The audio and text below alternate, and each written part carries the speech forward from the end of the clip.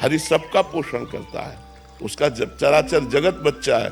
लेकिन अगर मांग तो मांग दो से ही पूर्ति होती, या तो तुम्हारे पास धन हो या तुम दुकान वाले के घर वाले हो। तो आप हरि को यदि अपना मान करके प्यार करते हो तो मांगना बनता है, या इतनी तपस्या हो, आपके पास अनुष्ठान हो, जप हो, तो जो मांगोगे वो मिल जाएगा। अब दोनों में से एक भी नहीं है, लोगों को मांगना भी नहीं आता। ठाकुर जी के पास जाते हैं, बोलते हैं मैं एक भोग लगाऊंगा, हमारा काम कर दो। ठाकुर जी से मांगना भी नहीं आता। ठाकुर जी को ठाकुर जी मानो यार।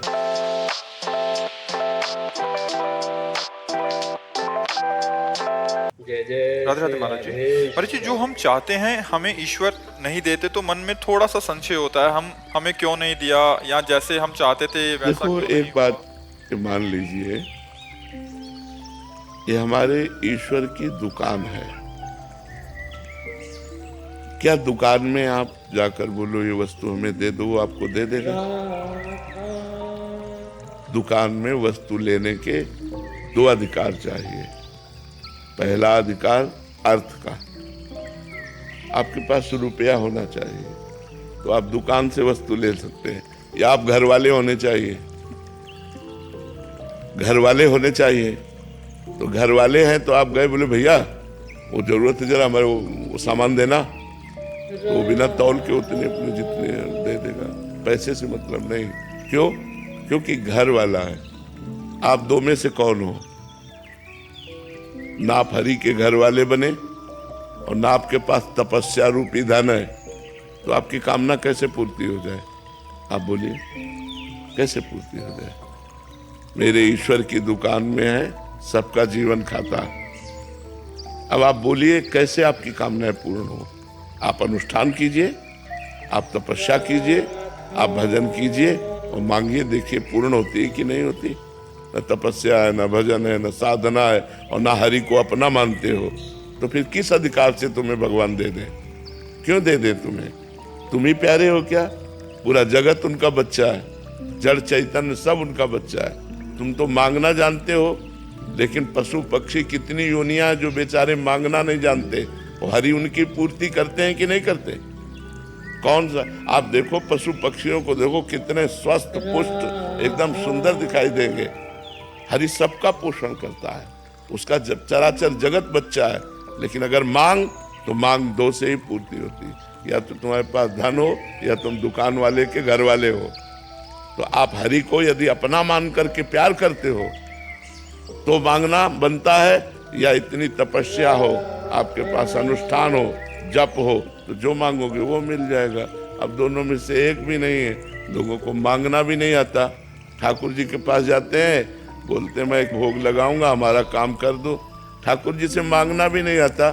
ठाकुर जी को ठाकुर जी मानो यार, प्रभु को प्रभु मानो, और अपना स्वामी मानो, अपना प्रीतम मानो, अपना यार मानो, तो अभी काम बनने लगे। आप क्या सोचते हो? आपके परिवार में कितने लोग हैं?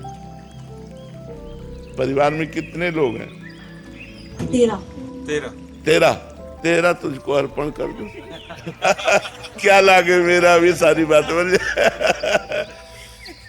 वो ऐसे रीझता है, जैसे देखो हमने एक बार उदाहरण में बताया था कि जैसे एक पिता मानो 4 बेटे हैं और 4 बेटों को एक एक सेव दिया, पिता ने ही दिया। अब उसमें से एक बेटे ने दौड़ करके गोद पर चढ़ कर कहा पापा आप पाओ ना, और पापा के मुंह पे लगा दिया। अब पापा क्या करेंगे? उसके हाथ से सेव ले लिया और अपने हाथ से उसको पाएंगे। अब जो दुलार इस एक को मिलेगा वो 3 को नहीं मिलेगा। पिता की ही वस्तु तो दियम वस्तु गोविंदम, लेकिन हम दौड़कर भगवान को पहले भोग लगाया और फिर प्रसाद पाया, तो हम भगवान की कृपा पात्र बन जाएंगे। तो हम भगवान को अगर इस तरह से कि हम आपको 1 किलो लड्डू चढ़ाते, तो भूल मत करो, भगवान को लड्डू पेड़ा नहीं चाहिए। भगवान अनंत ब्रह्मांडों के स्वामी हैं, उनको तुम्हारा भाव चाहिए। तो भाव है नहीं, प्रेम है नहीं, तपस्या है नहीं, तो कामना क्यों पूर्ति हो? हमें बताओ ना कैसे पूर्ति हो कामना की।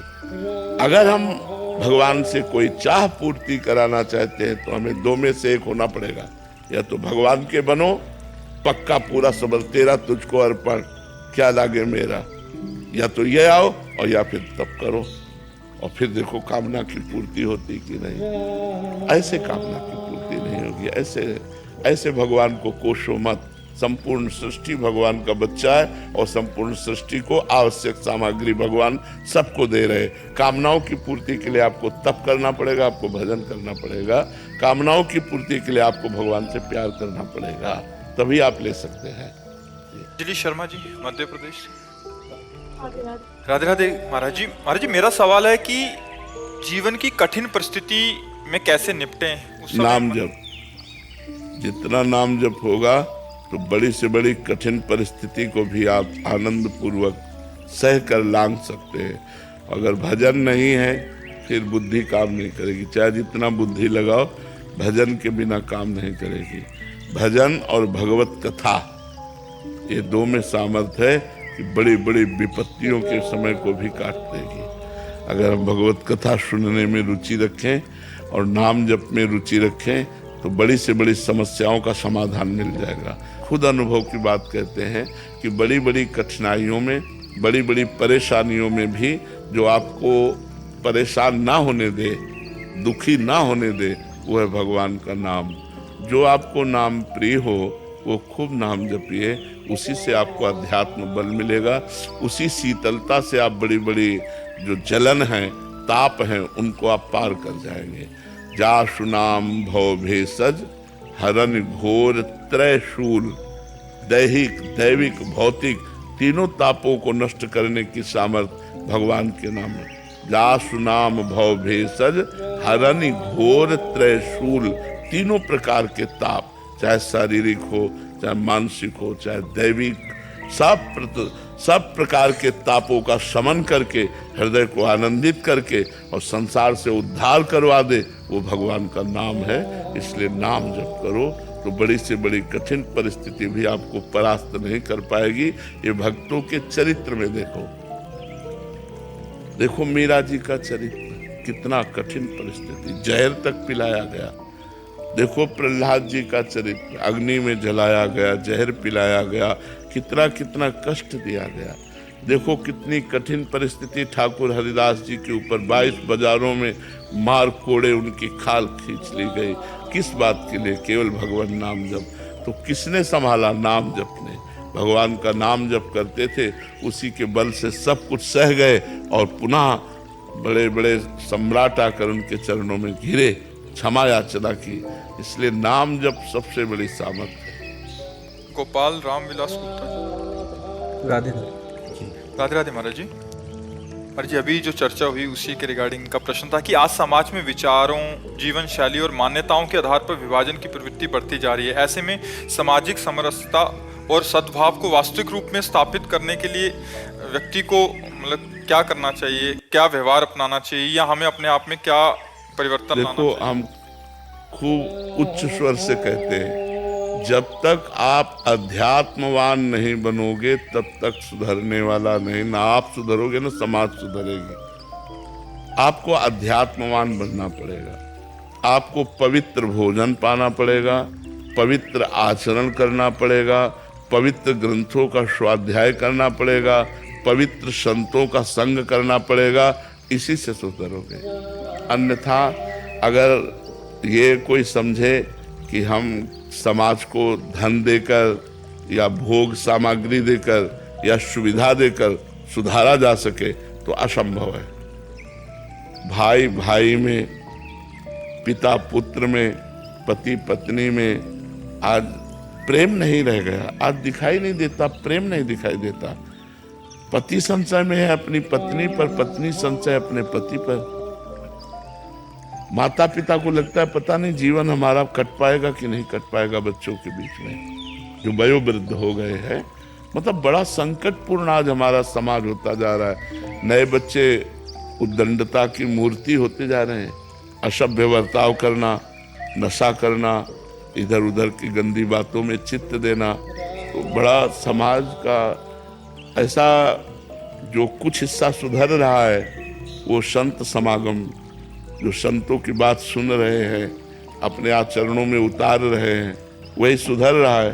नहीं शेष मनमानी आचरण हो रहे हैं। बहुत से लोग तो हमारे पास आते नहीं इस बात से कि हम जाएंगे तो बाबा छुड़वा देगा, नशा छुड़वा देगा, गंदी बातें छुड़वा देगा। जब तक संत संग नहीं होगा, शास्त्रों का स्वाध्याय नहीं होगा, आध्यात्मिकता नहीं होगी, तो हमारे समाज में प्रेम नहीं है। यार मतलब हमारी यही समझ में है, तो भाई भाई से प्रेम नहीं कर रहा। एक माँ के उदर से पैदा हुए भाई भाई से प्रेम नहीं कर रहा। बेटा माँ को प्यार नहीं कर रहा, माँ बेटे को प्यार नहीं कर रही। पिता पुत्र परिवार सब संबंधों में खटाई आती जा रही है, छल कपट घुसता चला जा रहा है। मतलब जीवन कैसे जिएंगे? जब आप सोचो, आपको अपनी पत्नी पर विश्वास न हो या पत्नी को आप पर विश्वास न हो, तो आप कैसे जिएंगे? माता पिता पुत्र परिवार आपस में सब मतभेद लाए, कैसे जियोगे? उस घर को नरक बना दिया जाता है जहाँ छल कपट और प्रेम नहीं होता है, वो घर नरक हो जाता है। तो गृहस्थी तो परम पावन सुख देने वाली होती है। दिन भर मेहनत करके आए, पत्नी ने मुस्कुरा कर स्वागत किया, बच्चों को गोद में दुलारा और बूढ़े माता पिता के चरण छुए, उनकी सेवा की, बड़ा आनंद में खुशहाल परिवार। यही जीवन गृहस्थी का। अब खुशहाल कैसे रहे? सब सुविधा है लेकिन अपने भाई से द्वेष है, अपने भाई की उन्नति सहन में नहीं आ रही, अपने भाई की। तो हमें तो बड़ा आश्चर्य लगता है कि कलयुग महाराज की बड़ी विचित्र लीला। कलह है, पति पत्नी में झगड़ा, भाई भाई में झगड़ा, मतलब बहुत विचित्र दशा है। अगर संभला जाए तो आनंदमय जीवन हो सकता है, नहीं तो बड़ा आश्चर्यमय है। बड़ी ऊंचाई से लेकर नीचे तक जो है इसका प्रभाव है। तो हमें लगता है कि अगर हम अध्यात्म से नहीं जुड़ेंगे तो हमारे द्वारा ऐसी गलतियां होती रहेंगी। और ये कलह है, अशांति, छल कपट जहाँ घुस गया वो जीवन बर्बाद कर देता है, उस परिवार को बर्बाद कर देता है। और प्रायः घर घर में कलह हो रही है, कलह घर घर में हो रही है। ये नहीं होना चाहिए। क्षमावान बनो, सहनशील बनो, अध्यात्मवान बनो, तभी समाज सुधर सकता है। अदिति जैन जी मथुरा से। राधे राधे महाराज जी। गुरुजी, असली सुख किसमें है, मनोकामनाओं को पूर्ण करने में अथवा नहीं? असली सुख है मनोकामनाओं की त्याग में, जिसे शांति कहते हैं, सुख कहते हैं। भगवान गीता जी में कहते हैं त्यागात् शांति अनंतरम। भोगों की इच्छाओं का त्याग करने से ही शांति और सुख की प्राप्ति होती है। हम लोगों की बुद्धि उल्टा प्रेरणा देती है कि जो भोग की इच्छा हो, अगर भोगने को मिल गया, सुख मिल गया, ऐसी मान्यता होती है। नहीं, त्यागात् शांति अनंतरम। जाहि न चाहे कबहु कछु, तुम सन सहज स्नेह, बसहु निरंतर तासुर शोरावर। जिसे कोई चाह नहीं होती, भगवान से उसका सहज में प्रेम हो जाता है। और जिसका भगवान से सहज प्रेम हो जाता है, उसके हृदय में भगवान प्रकाशित हो जाते हैं। जब हृदय में प्रकाशित होते हैं तो जड़ चैतन्य सब में भगवान का दर्शन होता है। तो भगवत प्राप्ति से बढ़कर कोई सुख तो है नहीं। तो शांति और सुख की प्राप्ति कामनाओं के त्याग में है, ना कि कामनाओं के भोग में। ये अच्छी तरह से समझ लो। हमारी बुद्धि हमको उल्टा सिखाती है, ये कुमति है। वो कहती है कि भाई मन ने कहा ये भोग लो, सुख मिलेगा। बस इसी में हम गिरते चले जा रहे हैं। यही गलती हमारे को बार बार इस दुखालय संसार में दुख भोगने के लिए मजबूर कर देती है। इसलिए भगवान का नाम जप करो और जो इच्छाएं सद हों, धर्म पूर्वक हों, उनको तो भोगो, और जो अधर्म पूर्वक हों उनका त्याग करो। इच्छाओं के सब इच्छाएं नहीं त्याग की जाती। अब जैसे हमें प्यास लगी, हमारी इच्छा हुई कि पानी पीना है, तो हम पानी पिएंगे। अब हम कहाँ पीना है, कैसे पीना है, ये सब समझ बूझ के अपनी प्यास बुझाएंगे। इसमें कोई भूख लगी है, ये शरीर धर्म की इच्छा है। हम देखेंगे कि हम भिक्षावृत्ति के द्वारा पवित्र अन्न लेकर हम अपने उदर का पोषण करेंगे, या धर्म के द्वारा कमा कर गृहस्थ धर्म में हम अपने उदर का पोषण करेंगे। अब काम वेदना सता रहे तो गृहस्थ धर्म में हो, अपनी पत्नी है, कोई पाप नहीं। विरक्त धर्म के लिए तो वो अलग ही मार्ग है, वो इन सबको सहता है। इसीलिए जगत तो नमस्कार करता है। विरक्तों को, संतों को जगत नमस्कार क्यों करता है? कि जहाँ हम सहन नहीं कर पाए वहाँ आप सहन करके निकल गए भगवान की तरफ। तो आपके चरणों में पूरा संसार संतों के चरणों में झुकता है। तो अब गृहस्थ धर्म में जैसे अपनी पत्नी से पाप नहीं, लेकिन पराई पत्नी की तरफ दृष्टि भी अगर दूषित दी तो पाप दृष्टि हो गई, क्रिया हो जाना, तब तो नरक की मतलब पूरी तैयारी कर ली उसने। त्रिविधम नरकस्येदम द्वारम नासन मात्मनः कामः क्रोधा तथा लोभा तस्मादेत्रयम् त्यजेत्। 3 नरक के द्वार भगवान श्री कृष्णचंद्र जी ने बताए, काम, क्रोध और लोभ। अगर इनमें फंसे रहोगे तो पक्का नरक जाना पड़ेगा। तो अब काम नरक का भी द्वार है और काम धर्म का भी स्वरूप है। अपनी पत्नी से सहवास करके संतान उत्पत्ति करना ये धर्म पूर्वक काम है, और पराई स्त्री की तरफ कुदृष्टि करना और सहवास करना ये नरक का द्वार है। लोभ, धर्म पूर्वक कमाए हुए धन से हम अपने परिवार का पोषण कर रहे हैं, और धर्म पूर्वक धन हम कमाएं जिससे हम समाज की भी सेवा कर सकें, कोई पाप नहीं। लेकिन बेईमानी पूर्वक, घूसखोरी, चोरी, अधर्म पूर्वक कमाना धन ये नरक का द्वार है। काम और क्रोध, क्रोध तभी प्रकट होता है जब कामना में पूर्ति नहीं होती। कामा संजायते क्रोधा। तो हम कामनाएं सद करेंगे और जब वो नहीं पूरी होंगी तो हम भगवान की इच्छा मानकर शांत हो जाएंगे। लेकिन असद कामनाओं में ऐसा नहीं होता। जब असद कामनाएं पूरी होती तो पूरी ही होनी चाहिए, और नहीं पूरी होगी तो क्रोध आ जाएगा। तो हमें लगता है कि भगवान का आश्रय लेकर कामनाओं के त्याग में ही सुख है, ना कि कामनाओं के भोग में। ऐसा संत और शास्त्र सम्मत बात है। अमित जी, राधे राधे महाराज जी। महाराज जी, कितना भी खुद को शरीर या जीव कहकर संबोधित कर लूं, ये देह भाव वैसा का वैसा ही बनाऊं। बिना भजन के ऐसे थोड़ी चला जाएगा, भजन करना पड़ेगा। ऐसा तो इंजेक्शन लगेगा तो आपको ही पीड़ा होगी। ये थोड़ी कि शरीर को इंजेक्शन लग रहा है आप निरपेक्ष है, बस उस समय भजन चल रहा है तो निरपेक्षता आने लगेगी, सह जाओगे, व्यथित नहीं होगे। तो पीड़ा तो होगी, पीड़ा तो सिद्धों को भी होती। चाटा मारोगे तो गाल में दर्द नहीं होगा, लेकिन उसको विवेक के द्वारा काटा जाता है। शरीर का प्रारब्ध था उसको शांत। ऐसी एक स्थिति आती है, अवधूत स्थिति, जिसमें शरीर की शुद्ध नहीं है, वो तो बहुत बड़ी स्थिति है। तो खूब भजन करो, भजन से ही परिपक्व होगे। जितना भजन करोगे उतना मोह नष्ट होता जाएगा, जितना मोह नष्ट होता जाएगा उतना ही आप निरपेक्ष होते जाओगे शरीर से। ऐसे संतों को देखा गया कि उनके पैर में कीड़ा पड़ गए, तो कीड़ा अगर निकल के गिर जाता है तो उठा के रख देते हैं, भैया तेरा भोजन पा। अब सोचो, एक चींटी काटे कितना कष्ट होता है, उनके पैर में कीड़ा। तो ऐसे वो हैं शरीर से निरपेक्ष महापुरुष, उनको ज्ञान है। जैसे तकिए पे कीड़ा लगा हो तो हमको क्या फर्क पड़े, क्योंकि हम कोई तकिया तो है नहीं, ऐसे हम कोई शरीर तो है नहीं। शरीर को कष्ट हो रहा है तो हमको क्या। पर ऐसी स्थिति प्राप्त होना ये बहुत बड़ी बात है। बातों से नहीं प्राप्त होती कि मैं शरीर नहीं हूँ, ऐसे नहीं प्राप्त होता। नाम जप करो, अच्छे आचरण करो, परोपकार करो, ये सब देखकर भगवान कृपा करेंगे आपके ऊपर, तो आपको असली ज्ञान प्राप्त हो जाएगा। एक होता है नकली ज्ञान, अनुभव नहीं है ना तो वो ज्ञान काम नहीं करेगा। असली ज्ञान होता है जो हृदय से उत्पन्न होता है, जो भजन करने से, तपस्या करने से, व्रत अनुष्ठान करने से, भगवत आराधना से जो ज्ञान होता है वो माया का नाश करता है। अगर पढ़ लिख करके ज्ञान होता तो बहुत लोग माया का नाश कर लेते, लेकिन वो ऐसे नहीं होता। नायमात्मा प्रवचनेन लभ्या न मेधया न बहुना श्रुतेन। ये आत्मज्ञान न बहुत प्रवचन करने वाले को होता है, न बहुत सुनने वाले को होता है, न बहुत बुद्धिमान को होता है।